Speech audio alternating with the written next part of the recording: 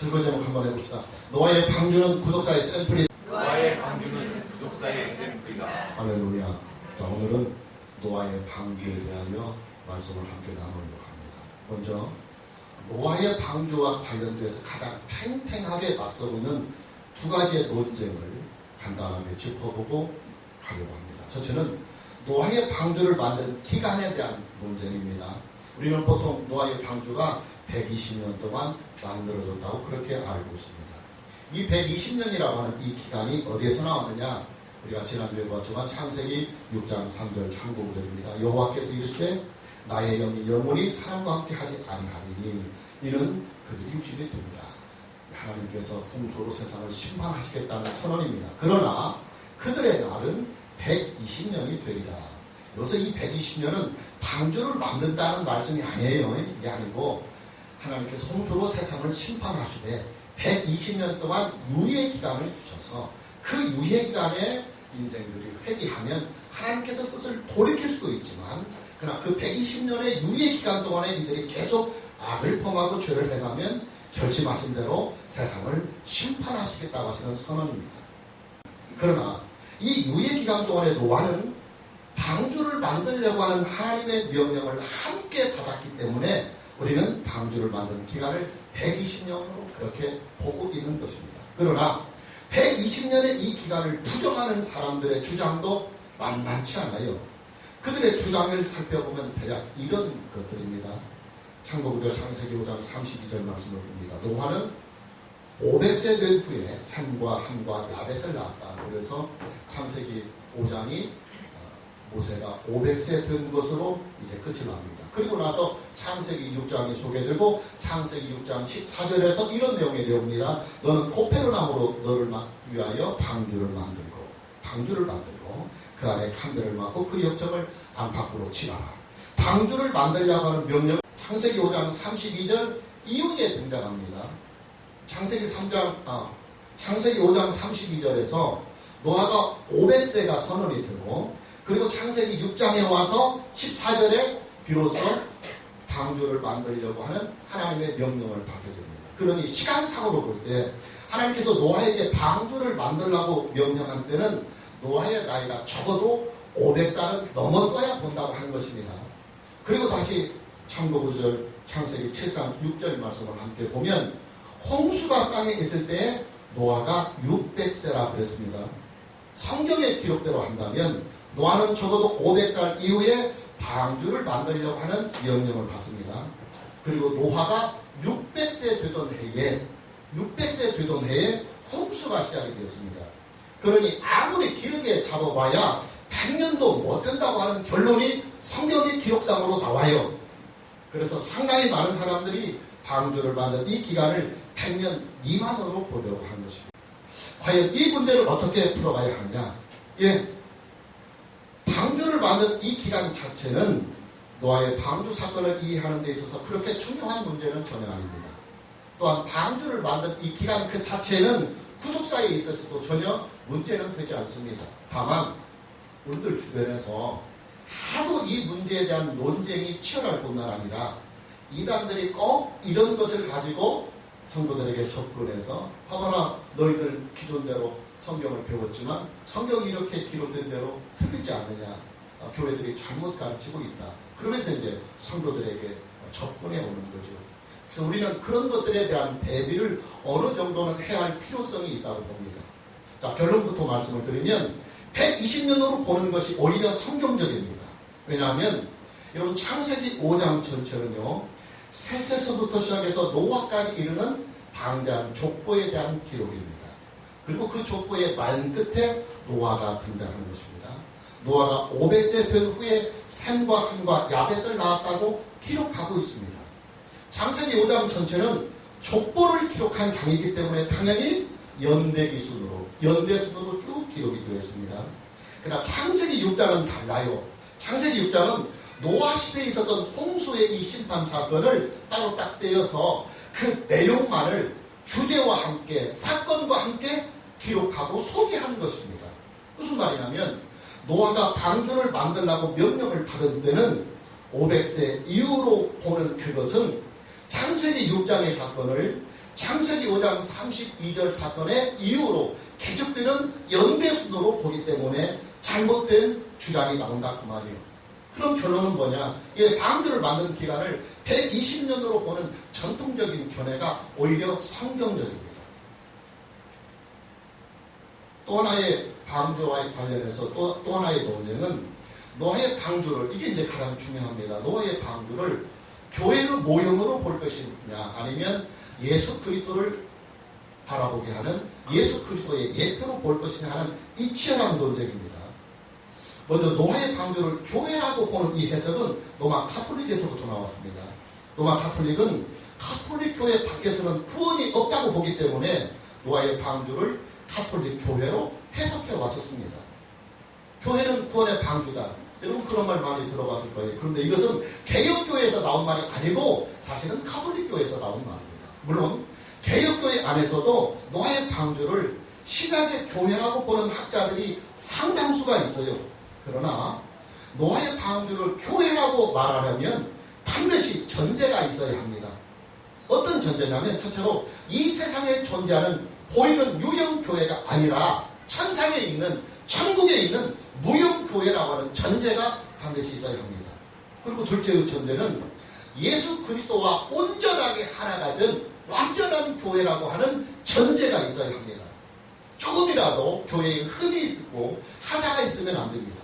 자, 왜 이런 전제가 필요하느냐면 여러분 노아의 방주는요, 방주에 들어가기만 하면 그냥 구원을 받았습니다. 그러나 교회는 달라요. 교회에 다닌다고 해서 다 구원을 받는 것은 아닙니다. 교회 안에도 알곡과 쭉정이가 있고 교회 안에서도 얼마든지 형식적인 신자가 존재할 수 있습니다.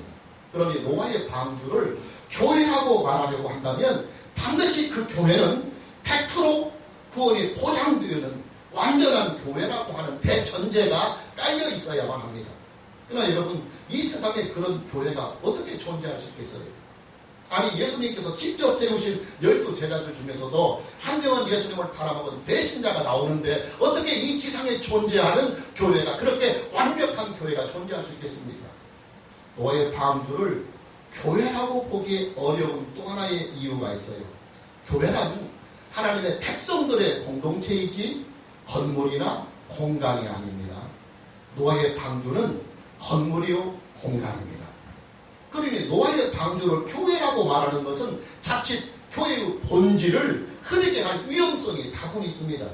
차라리 교회라고 말을 하려고 한다면 방주에 들어간 노아와 그의 가족들을 교회라고 말해야 이게 진짜입니다. 자, 노아의 방주를 교회라고 볼 수 없는 결정적인 이유가 있어요. 여러분 교회는요, 구원을 받은 사람들의 공동체이지 구원을 주는 공동체가 아닙니다. 여러분 교회는요, 교회 그 자체로는 구원을 줄 수 있는 능력이 전혀 없어요. 구원을 줄 수 있는 능력은 오직 예수 그리스도의 구속의 은혜뿐입니다. 할렐루야. 근데 여러분 보십시오. 노아의 방주는요, 들어가기만 하면 구원을 받을 수 있었어요. 들어가기만 하면 생명을 보존받을 수 있었어요. 사람뿐이 아니라 생물들까지도 말입니다. 그러니 여러분 노아의 방주는요, 교회로 보는 것보다는 예수 그리스도의 모형으로 보는 것이 성경적이다 그 말이에요. 자, 노아의 방주는 전적으로 하나님의 은혜에만 의존했습니다. 노아의 방주는 전적으로 하나님의 은혜에만 의존했습니다. 본문 14절 말씀을 함께 봅니다. 너는 코페르나무로 너를 위하여 방주를 만들되 그 안에 칸들을 받고 역청을 그 안팎에 칠하라는 명령을 하나님이 노아에게 하십니다. 여기서 말씀하고 있는 이 방주라고 하는 것이 원문에는 테바라는 말입니다. 테바. 근데 이 테바라는 말은 배라는 말이 아니고 상자 혹은 쾌라는 말입니다. 노아의 방주는 배가 아니라 큰 거대한 상자예요. 그래서 우리가 어떻게 더 확실하게 알 수 있느냐면 우리가 출애굽기 2장 3절 말씀을 보면 갓난 아기인 모세를 담은 갈대 상자가 나와요. 근데 그 갈대 상자가 바로 노아의 방주와 똑같은 원문의 테마입니다. 아기 모세가 들어있었던 갈대 상자나 노아가 들어갔던 코페르나무로 만든 방주나 크기의 차이만 좀 있었을 뿐이지 사실은 둘 다 배가 아니고 상자였더라 그 말이에요. 배와 상자가 뭐가 다르냐? 이 배는요, 배 자체에 엔진이 있어요. 배 자체에 방향타가 있어요. 그리고 그 배를 직접 운전할 수 있는 선장이 배 안에 존재합니다. 그러나 상자는요, 엔진이 없어요. 기관실이 없습니다. 물론 방향타도 없습니다. 그러니 선장도 있을 리 없습니다. 오직 하나님 한 분에게만 전적으로 의존할 수밖에 없는 것이 바로 상자입니다. 여러분, 교회는요, 교회 그 자체는 구원을 줄 수 있는 엔진이 전혀 없습니다. 교회 그 자체는 구원을 향해서 나아가는 방향타가 교회 자체는 없어요. 그러니 교회 자체는 구원의 길로 인도할 선장도 존재하잖아요. 그럼 뭐냐? 교회는 오직 예수님이 엔진이십니다. 예수님이 기관실입니다. 예수님이 방향타입니다. 그리고 오직 예수님만이 선장이십니다. 교회는 오직 예수 그리스도와 온전하게 연합이 될 때만 비로소 구원의 소망이 교회에 있는 거예요. 여러분, 그렇잖아요. 갓난 아기인 모세가 담겨진 이 갈대 상자에 엔진이 있었습니까? 방향타가 있었습니까? 아니요, 전혀 없었어요. 그렇다고 갓난 아기인 이 모세가 이 갈대 상자를 직접 운행했습니까? 아니요. 오직 하나님 한 분만이 이 갈대 상자를 친히 인도해 주셨어요. 모세의 아버지와 그의 어머니 그리고 모세의 부인은 오직 하나님 한 분만을 바라보며 이 갈대 상자를 나일강에 띄웠을 뿐입니다. 노아의 방주도 마찬가지예요.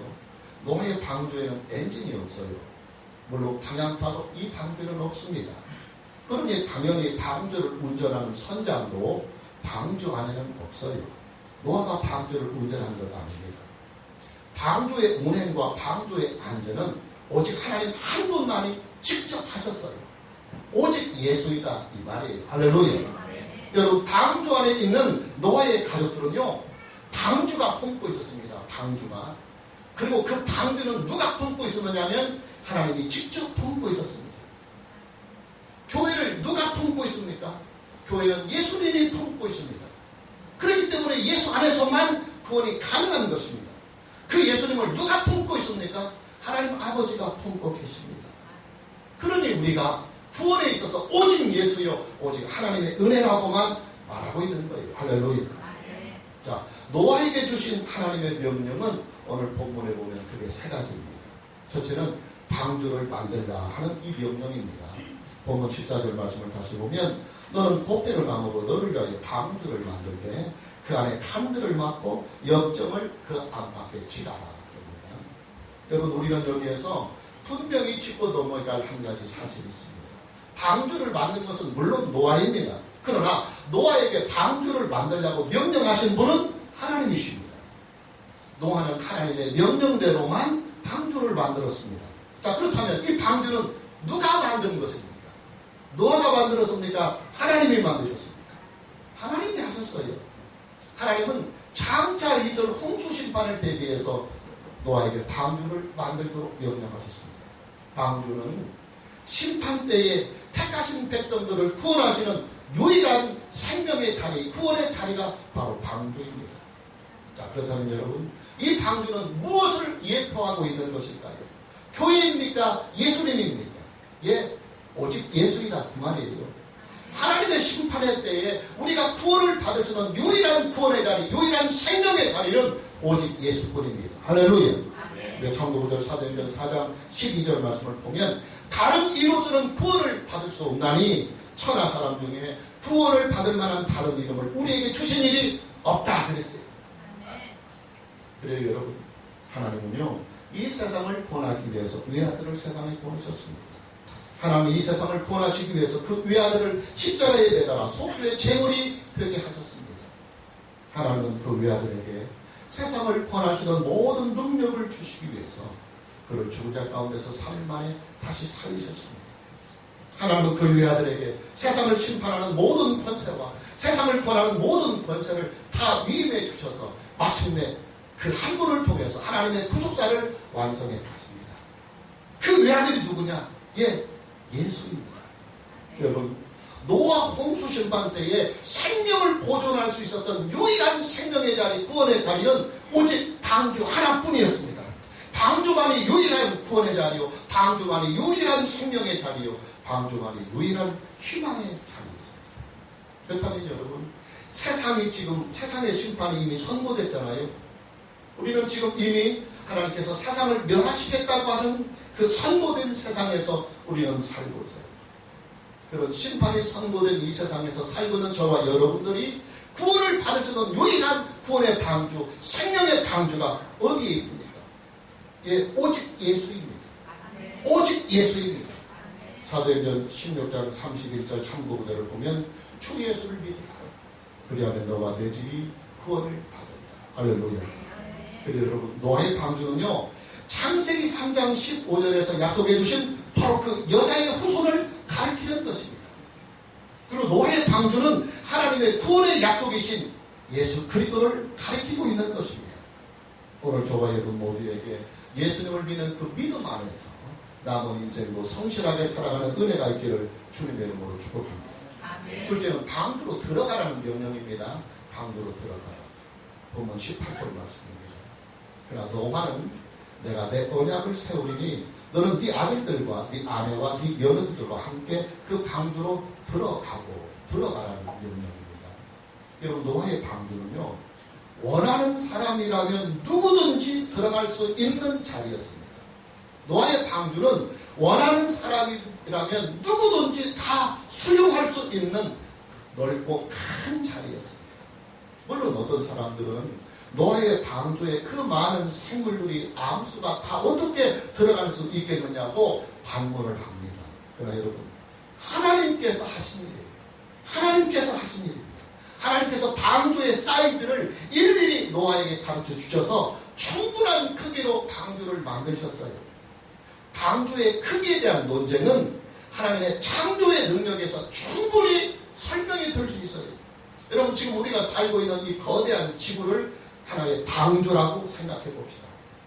이 방주 안에는요, 이 지구촌 안에는 지금 전 세계에 흩어져 살고 있는 75억의 인구와 또 지구상에 있는 모든 동물들과 지구상에 있는 모든 식물들이요, 아주 넉넉히 살 수 있는 공간입니다. 땅이 비좁아서 살지 못하는 생명체는 이 세상에, 지구상에 하나도 존재하지 않아요. 그만큼 지구는 아직도 넉넉하고 여유가 있습니다. 하나님께서 만드신 방주입니다. 방주에 누가 들어가고 방주에 어떤 동물들이 들어갈 것인지를 다 아시는 하나님께서 그 생명체들이 1년 이상 동안 방주에서 충분히 살 수 있는 모든 여건과 환경을 다 아시는 하나님이 충분히 넉넉한 크기로 만드셨음을 우리는 믿어야 합니다. 할렐루야.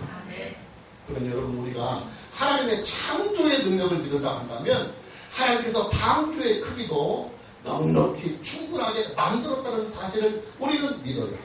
중요한 것은 방주의 크기에 대한 문제가 아닙니다. 누가 방주에 들어갈 수 있느냐, 누가 방주에 들어갈 수 있느냐 하는 그 문제가 사실은 중요한 포인트입니다. 모든 사람들을 향하여 방주의 문은 활짝 열려져 있습니다. 그리고 누구든지 방주에 들어오기만 하면 다 받아들일 수 있는 넉넉한 크기로 방주는 준비되어 있었습니다. 그런데 여러분 보십시오. 방주에 들어온 사람은 고작해야 8명뿐입니다. 노아와 그의 아내와 그의 세 아들들과 세 며느리들 다 합해서 고작 8명뿐이었습니다. 방주의 문은 활짝 열려 있었지만 그 방주를 향하여 들어온 자는 고작 8명뿐이었습니다. 무슨 말이냐? 예수님을 믿을 수 있는 구원의 문은 언제나 활짝 열려져 있고, 또 예수님께로 오는 사람들은 다 받으실 수 있는 넉넉한 사이즈로 천국은 준비되어 있지만, 그러나 문이 열려 있다고 해서 다 믿는 것은 아니다, 그 말이에요. 여러분, 구원은요, 값없이 주시는 하나님의 은혜로만 말미암습니다. 그러나 그 은혜를 수납하는 것은 내 믿음입니다. 구원은 전적으로 하나님의 은혜에 의존합니다. 그러나 하나님이 은혜로 나에게 구원을 선물해 하실 때 그 은혜의 선물을 내가 수납하는 것이 믿음입니다. 나의 믿음은 하나님의 은혜에 대한 나의 수납입니다. 나의 믿음은 예수 그리스도의 구속의 은혜에 대한 나의 수납입니다.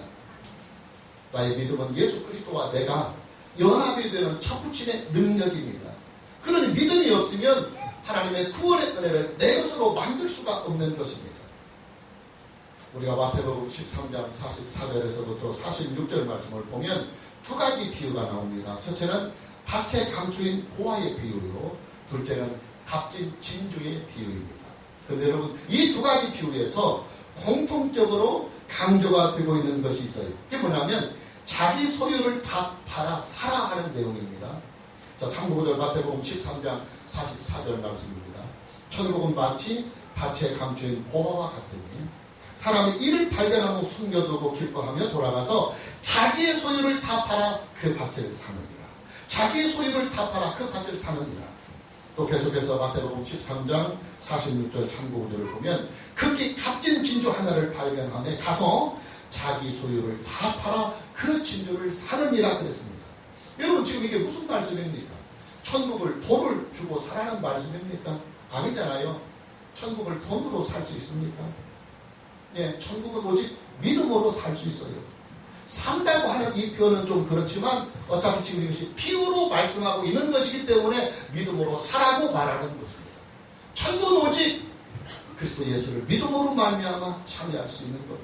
구원은 오직 예수 그리스도를 믿음으로 말미암아 얻을 수 있는 거예요. 할렐루야. 예, 믿어야 합니다. 예수 그리스도를 믿어야 합니다. 그리고 예수 그리스도 안에서 하나님을 믿어야 합니다. 그래야 구원함을 얻을 수 있는 것입니다. 오늘 저와 여러분 모두에게 예수 그리스도를 믿는 은혜가 있기를 주님의 이름으로 축복합니다. 하나님께서 노아에게 주신 세 번째 명령은 양식을 가져다가 저축하라 하는 명령입니다. 본문 21절 말씀입니다. 너는 먹을 모든 양식을 내게로 가져다가 저축하라. 이것이 너와 그들의 먹을 것이 되리라. 노아와 노아의 가족들 그리고 방주 안에 있는 모든 생물들이 방주에 있었던 기간은 총 1년하고도 17일간이었습니다. 1년하고도 17일간 그들은 방주 안에 있었습니다. 이뿐만이 아니에요. 방주에서 나왔다고 해서 바로 식량이 있었던 것은 아닙니다.